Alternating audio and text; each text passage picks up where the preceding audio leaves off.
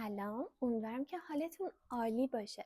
امروز میخوام بهت 4 تا نشونه بگم که اگر هر کدوم از اینا رو داشته باشی نشون میده که آدم خسیسی هستی، برخلاف اینکه فکر میکنی داری مدیریت مالی میکنی ولی نه، این اصلا مدیریت مالی نیستش.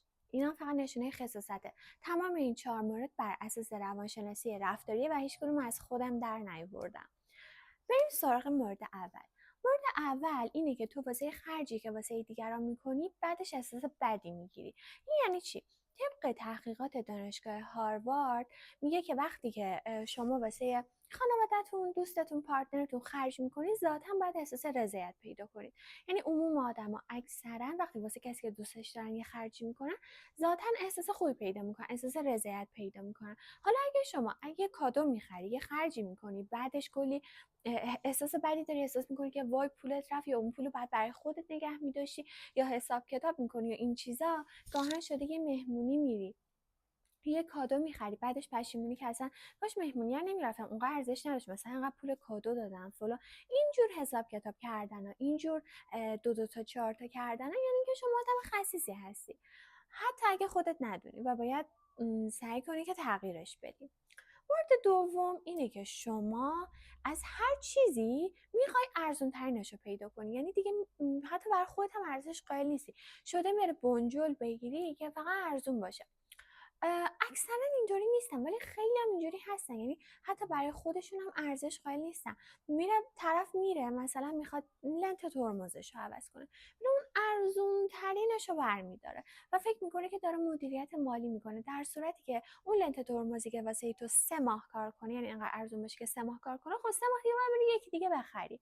خب وقتی که تو به یه چیز پدر مادر دار بگیری که 1 سال برات کار کنه، از لحاظ مدیریت مالی خیلی جلوتر از اینی که بیای یه چیزی پیدا کنی که ارزونه ولی به درد نمیخوره. پس اینکه تو همیشه دنبال چیزی باشی که ارزون تر باشه، جدای اینکه اصلا کیفیت داره نداره فلان میسا، یعنی که شما آدم خسیسی هستی.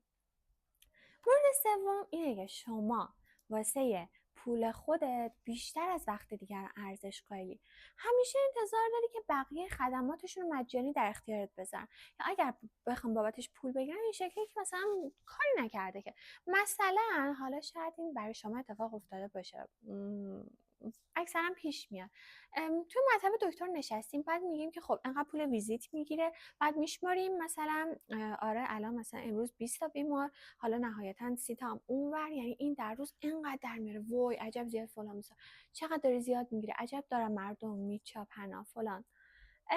ببین اینجور حساب کتاب کردن و اینکه فکر کنیم که وقتی که اون دکتر میذاره اهمیتی نداره و پول ماست که ارزشش بیشتره، این در واقع نشون میده که ما یکم بگنگی خسیسیم. مورد آخر اینه که شما از خرج کردن احساس گناه میکنی، یعنی هر خرجی که میکنی بعدش یه ذره دلت میسوزه، مثلا اینجوریه که آره حالا اونقدر مهم نبود. حتی مثلا من آدم‌هایی رو دیدم میرم بیرون تشنه‌شونه ولی حتی یه آب معدنی نمیگیرن و فکر میکنه که الان اگه آب معدنی نگیرن اون دیگه قرار پولاشون اونقدر جمع بشه که پولدار بشن. میدونی چی میگم؟ یعنی حتی به خودشون هم نمیرسه. بابا خود تشنه‌ت برو اصلا بهترین نوشیدنی رو بگی، برای خودت ارزش قائل باش. کسایی که اینجوری هستن اینا معمولا ریشه در بچگیشون داره، یعنی واقعا هم تقصیر خودشون نیست. کلا همه خصاصتی که ما داریم این شکلی نیست که ذاتاً خسیس به دنیا اومده باشیم. گاهن شرایطی که ما توش بزرگ شدیم، مشکلات مالی که داشتیم، اتفاقاتی که برای ما افتاده باعث این موضوع میشه. درسته، ولی خب شما باید بهش آگاه باشید و اگر که اینطوری هستید سعی کنید که خودتون رو درست کنید. باور کنید که یک بار بیشتر تو این دنیا زندگی نمی‌کنید و اون پول رو خرج کنید، لذت ببرید، برای خودتون، برای خانواده‌تون و زندگی کنید، نه اینکه فقط جمع کنید.